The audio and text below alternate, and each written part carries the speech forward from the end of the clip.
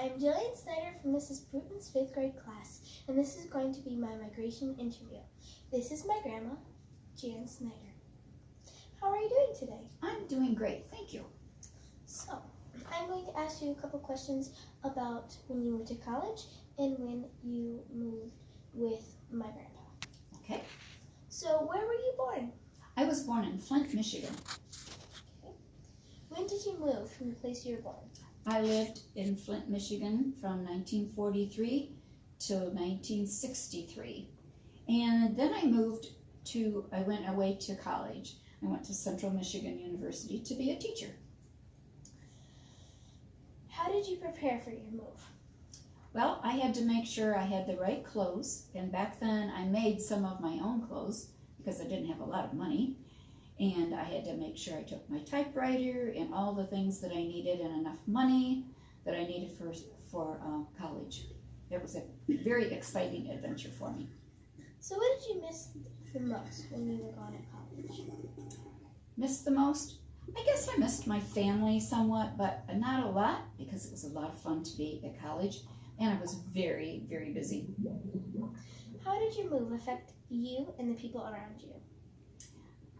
Well, my parents missed me, and we could telephone back and forth. And actually, I wrote letters to her, and she wrote to me. And my mother, who's passed away now, your great-grandma, saved all those letters. And so now I can reread them and remember all that we did. But the best thing, too, is that I had roommates. I had a roommate, 3 other roommates in my college dorm. And we learned so much about how each other lives. We learned about their customs and their traditions and everything, and it was quite an eye-awakening for me and for them too. And I found it a really good experience. So, all in all, it was worth it for you? Very much so. By the end of college, I had a teaching degree in lower elementary.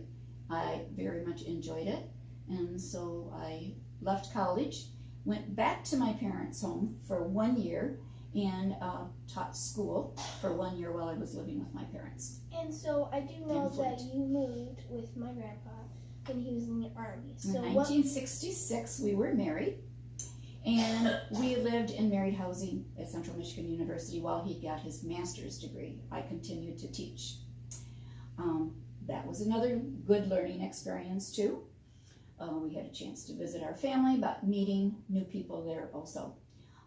After 2 years, this was during the Vietnam era, in 1968, Grandpa and I, moved to Virginia, Fort Lee, Virginia, I should say, and he was an officer in the military. That was a really experience. So how did you prepare for your move to Virginia? Okay, well, we had some lovely wedding gifts, and we had to leave most of those at my parents' house because when we moved to Virginia, we only could take what we could take in the car. And when we arrived, we rented a brand new trailer with other officers in that area. And so I had to buy special dishes that could travel easily. I took some pots and pans, and of course all of our clothes, that kind of thing too. Okay. So, what did you miss most about teaching when you were in the Army? Well, for one thing, it was the first time in my life that I'd never gone back to school that I could remember. I was either in school or high school or college, or I was teaching. And when we went there, I wasn't working anymore. Grandpa was working. And so I did a little substitute teaching, but and we were far away.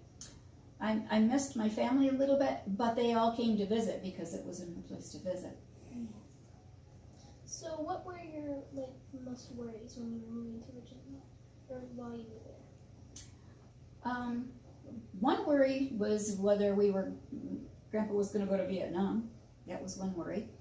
And then where he would be stationed next, which ended up being in Homestead Air Force Base in Florida for 2 years. That was okay.